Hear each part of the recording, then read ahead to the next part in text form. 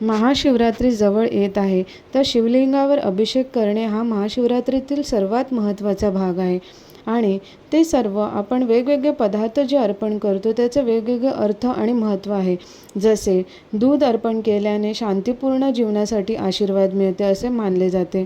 मधामुळे जीवनात आणि नातेसंबंधामध्ये समृद्धी येते. आणि दही थंडावा देते, चांगले आरोग्य देते. बेलपत्र हे भगवान शिव यांचे आवडते मानले जाते.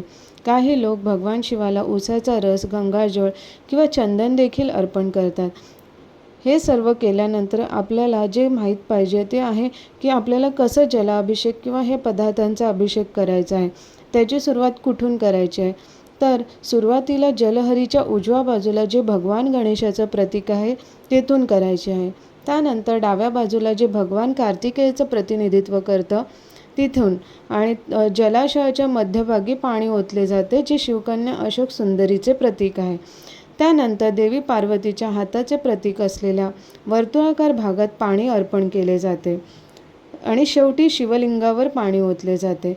आणि हे सर्व करताना आपल्याला ओम नमः शिवाय या मंत्राचं उच्चारण जेवढं शक्य आहे तेवढ्या वेळा करायचं आहे.